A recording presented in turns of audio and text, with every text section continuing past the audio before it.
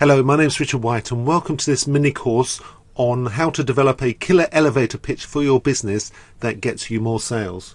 During this mini course I'm going to be sharing with you an approach that I've used with thousands of people over the last 7 or 8 years in order to help them win more business from networking. Because when it comes to networking it seems really simple, but actually getting results is not as easy as it looks. Now, I don't know about you, but I got really excited when I first came across networking because it seemed a very civilized way of doing business. And yet after a couple of years, I got incredibly frustrated that I wasn't really getting anywhere, despite putting in a hell of a lot of time and effort in attending networking meetings, following up on meetings, and so on. I was doing what everybody else was doing, I was doing what I'd been taught, but I wasn't getting results, and actually nor was anybody else. So I decided to go and find people who were getting results and see what they were doing differently. And the funny thing is, everybody you asked had a different opinion, a different technique, a different way of doing things. So I would try it on myself and see if they made any difference. And it's only when I started testing it on myself and then I started testing with clients when I started getting results that I knew that something was actually quite important. And eventually what I found was it wasn't just one thing, but it was a blend of things that really made a difference. And what I'm going to do is I'm going to share those with you today in this mini course.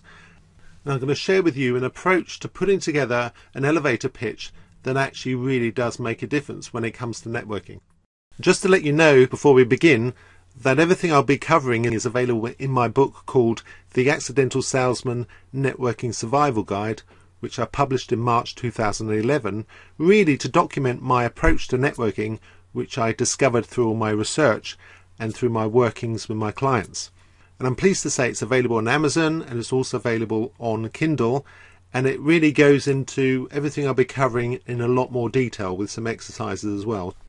Before we get started looking into elevator pitches in more detail, I thought it would be useful to take a step back and look at where the name really came from. Now, if you're based in the UK, you probably would have seen or heard of a program called Dragon's Den on the TV. And what you have is a series of entrepreneurs who pitch their business to potential investors. And in sales, we pitch our products or services to potential buyers. Now, normally when we have an opportunity to pitch, we have sometimes 10 minutes, sometimes 20 minutes. And the idea of an elevator pitch is that you should be able to pitch the essence of your business or the essence of your idea in the time it takes to ride in an elevator.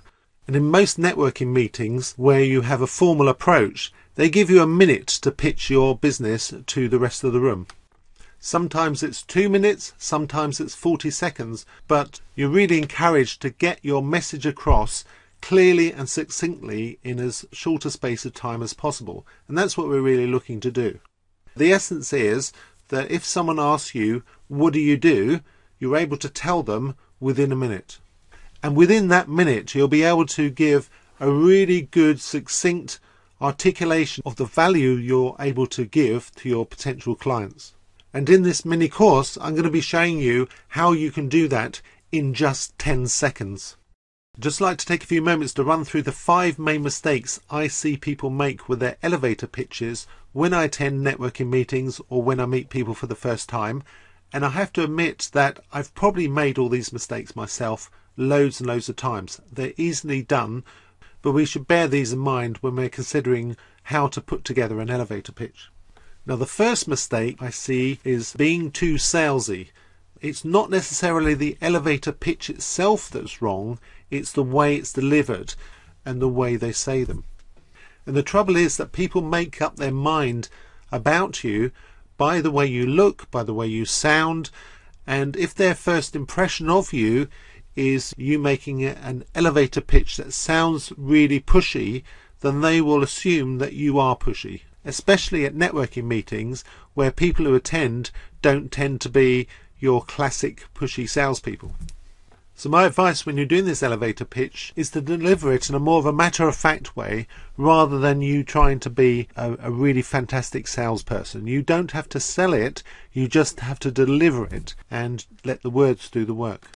The second mistake people make is that they're too literal. They talk about their products or services, but they don't tell anybody why they should be interested in buying them. They talk about the features of their product or service. They don't talk about the benefits. So when you do your elevator pitch, make sure that you emphasize why people should be interested in your products or services rather than just talking about the products and services themselves. Mistake number 3 is what I call the laundry list.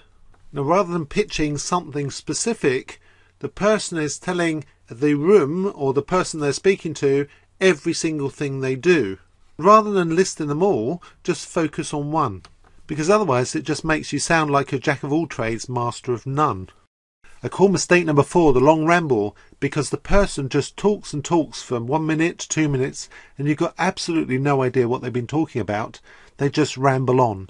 And the format that I'm about to give you shortly will eliminate that mistake forever. And lastly, number 5 is what I call the clever Trevor. Now this is where somebody, normally someone quite intelligent, tries to be very clever with the message they give across. And what actually happens is they end up confusing people. Now, I recently went to a networking meeting and this very intelligent looking man stood up and told everybody he helps people live their dreams. Now, we all thought he was a life coach. It turned out he was a very successful business advisor.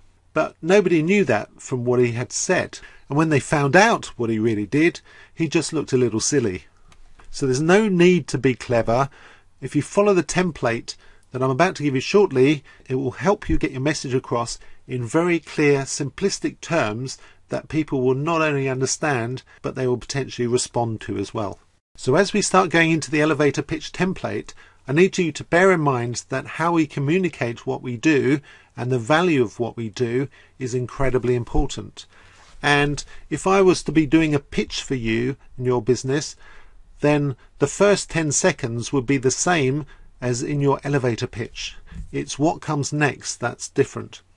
The first 10 seconds is about getting people's attention and getting them to want to listen to the pitch.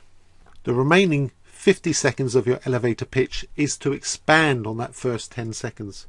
So here's the elevator pitch template, and I'm going to run through it in detail in a minute, but I'd like you to remember that this is just a template and that it can be refined.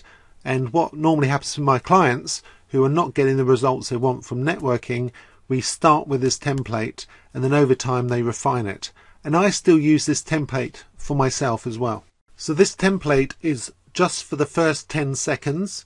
And as you can see, it says, I am a, and then you insert what you do, and I specialize in helping, and then you insert your target audience, to, and then you insert what you do for them. And the part that begins, I specialize in helping, should be 15 words or less. So let's look at some examples. Here's an elevator pitch that I use in quite a few of the networking events I go to. I'm a sales communication coach and trainer, and I specialize in helping small and medium-sized businesses to generate sales leads from networking. So here's another elevator pitch I use in other environments where I'm networking with large companies and people working with large companies, and it's, I'm a sales communication coach and trainer, and I help companies like Unilever and Experian to successfully implement sales-related change projects. Now, you can see that what I do is the same. It's still sales communication coach and trainer. And then when I get to my target audience, I've changed it to companies like Unilever and Experian. So large companies, large well-known companies. Two, and then what I do for them, successfully implement sales-related change projects. So you can see that this template can be molded to work in different situations. So here's one that worked really well for one of my clients. I am an IT consultant and I specialize in helping web developers to implement SMS projects. Nice and short, but really concise. So he was an IT consultant, and we worked out that his target audience should be web developers and that his real specialization is in implementing SMS projects, which in those days was quite rare. So here's another one. I run an IT project management consultancy, and we specialize in helping large companies to turn around failing IT projects. Now I want to show you this because it's a slight variation. It's a person who's not talking about what he does, he's talking about what his business does. So I run an IT project management consultancy, and instead of saying, and I specialize, it says, and we specialize. And this last one is a variation on the previous one. It's for a business development manager who was going to networking meetings on behalf of her company. And it says, I'm a business development manager for a software company, and we enable business people to reduce the time they spend traveling to meetings. So what you do is a software company. The target audience is business people. And what you do for them, you help them reduce the time they spend traveling to meetings. Okay, so far we've looked at the template for doing the first 10 seconds. And I hope you can see that there's some room to maneuver in terms of tailoring it to your specific needs. And what we now need to do is to look at how we use the remaining 50 seconds to build on that first part of the elevator pitch. What we're looking to do in the next 50 seconds is to generate interest by building upon what we've talked about in the first 10 seconds. So you could tell an example story, and I'm going to go through that in a minute because that's my favourite and that's the most powerful.